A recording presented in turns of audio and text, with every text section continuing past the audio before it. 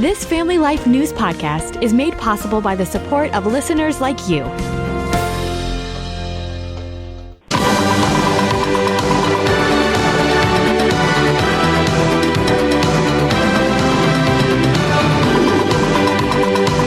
This is Capital Connection. Fridays during the Noon Report, we give you direct connection to all that's happening in Albany and Harrisburg with the experts on the issues at the state capitals. They are Jason McGuire with New York Families and Michael Geer with the Pennsylvania Family Institute. Well, gentlemen, it's been a long summer, but here we go again. Great to have you back on the program. And Michael, I want to begin with you. Pennsylvania doesn't have a state budget, 65 days and counting. What is the holdup, sir? And who bears most of the blame for this spending impasse, the governor or the legislature? Well, it's a combination of both. We have divided government in Pennsylvania, which in many respects is kind of a good thing because what the governor wants to do is spend us on a credit card. Senate Republicans are saying that we can't afford it as a state, so that's why the standoff continues. All right, we'll see where it goes. Who's going to blink first? Jason, it's called gerrymandering, and there seems to be a lot of that going on these days. Texas, California, Illinois is threatening, and New York State is threatening some redistricting retaliation. I got to ask you, is this constitutional, what the Democrats who rule the roost in Albany are doing, and could it backfire on Democrats if they go down this road? Well, potentially, I think it could backfire. We have been down this road before. In fact, the maps that were produced by the Democratic parties were found to be very gerrymandered, and so really this went back and forth in the courts and ultimately ended where it did in its current state. But really, New York can't do anything as far as redistricting until 2028. If they're going to propose a constitutional amendment, that's got to pass through two successive legislatures, and so the voters won't see that measure until 2028. This is Governor Kathy Hochul and other Democrats trying to make a lot of noise ahead of the 2026 midterms, but redistricting in New York will not impact that. So much for doing this once every 10 years. It seems like it's happening a lot more than that these days. Michael, I know you're excited later this month. It's here already, the 5th annual Pennsylvania March for Life. It's one of the largest gatherings there is at the state capitol in Harrisburg. It's coming up, I believe, Monday, the 22nd of September. What's on the agenda this year, Michael, and why is it so important that you continue to bring up these life issues in Harrisburg? Well, it's a really exciting program. We start at 10 a.m. there at the base of the Capitol steps with praise and worship. Then at 11 is the rally, and then the march around the Capitol after that. The purpose of this is to raise a consistent voice that the sanctity of life must be protected from conception until natural death. And the legislature gets to hear that message. The governor gets to hear that message as the thousands of folks show up at the Capitol steps. Yeah, and although recreational marijuana, Jason, has been the law of the land for several years now. You're writing about this on your website. New York has gone to pot, quite literally.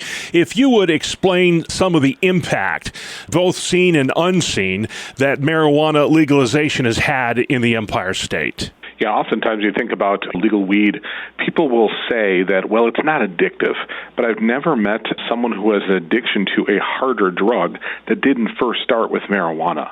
It is a gateway drug that leads to other things. And to be honest, I really think there is some addictive qualities to marijuana. Studies are beginning to come out on this issue, and as you talk to more and more people today, the THC levels are so much higher than they were during the age of the hippies. It's just a very different product today. And I think there is an addictive aspect to marijuana use. The problem now is more and more kids are now being desensitized to marijuana use, and we've been making great strides in stopping drug use among young people, and now we're moving back into that realm, and we just cannot help but just shoot ourselves in the foot every time here in the Empire State. Yeah, I'm a big tennis fan. Even some of the tennis players at the U.S. Open were complaining about the smell of weed everywhere, and you talked about that for a long time as well, Jason. Michael, I want to move on to a national story, just a tragedy. Last week, we saw the second time in as many years a transgender individual attack a Christian school with deadly consequences. We saw it in Nashville and now in Minneapolis. Do you think it's time we take a closer look at the mental health impact some of these medications are having on children when we talk about the gender bender ideology that is just permeating our culture now? Do you think we should dig deeper into this and maybe investigate some of these doctors who are prescribing these drugs? Well, I think we should. And before I even get to that, I want to just tail on to what Jason was talking about in terms of marijuana use, because this shooter in Minneapolis said, I wish I had never started experimenting with marijuana and using marijuana. He actually worked at a marijuana cannabis dispensary. And so the impact of that in terms of the psychoactive effects and things on those who are mentally troubled to begin with using drugs like that is problematic. Then when you pile onto that the whole transgender issue and the ideology that comes with that is very dark, and the transitions with the drugs and those sorts of things, absolutely we need to further investigate that, because not only do we know about the long-term impact of sterility and other things, but also in the mental health impact. We need to look at that much more fully. Yeah, these sex change operations, they are a multi-million-dollar-a-year industry. A lot of hospitals in Pennsylvania are involved in this as well, and we'll keep our eye on that. Jason, the Attorney General of New York, Tish James, when it comes to this issue, she seems to be siding with the child mutilators, for lack of a better term.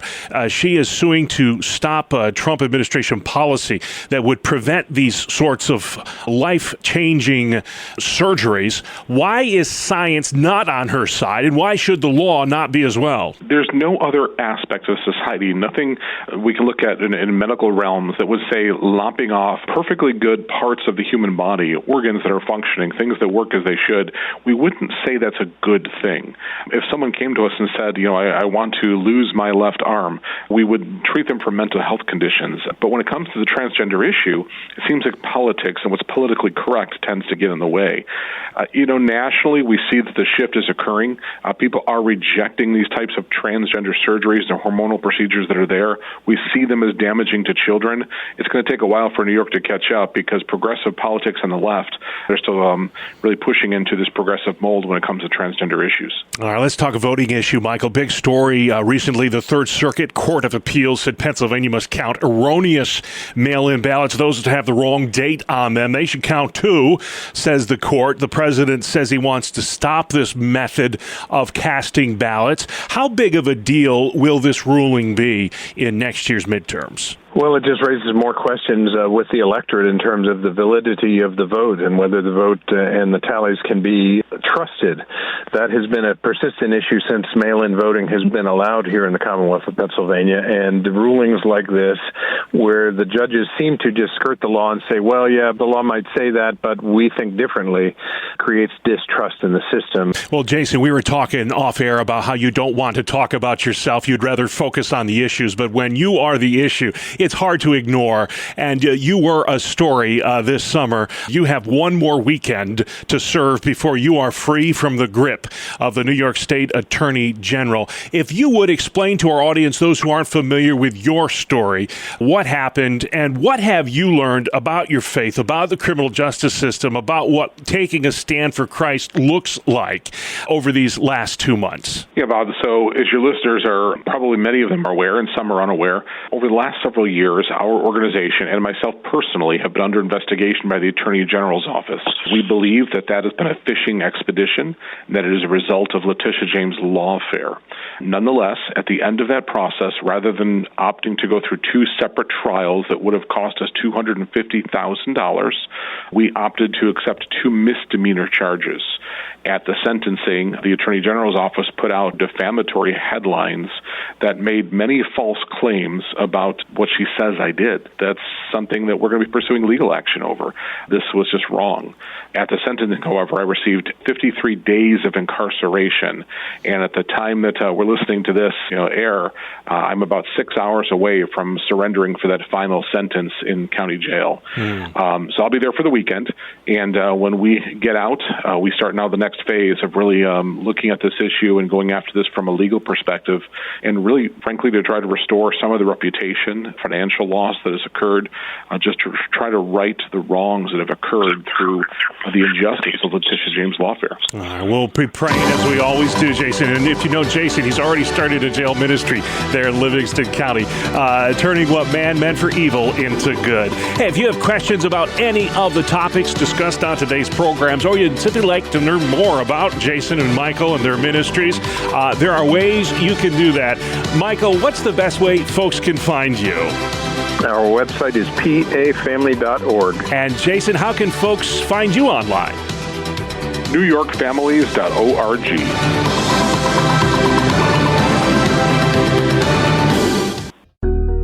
Thank you for listening to this Family Life News podcast. If you've been encouraged by what you've heard, please share it with others and click the subscribe button to automatically receive future episodes. Family Life is a listener-supported ministry. Podcasts like this are made possible by your financial partnership. Find out more at familylife.org.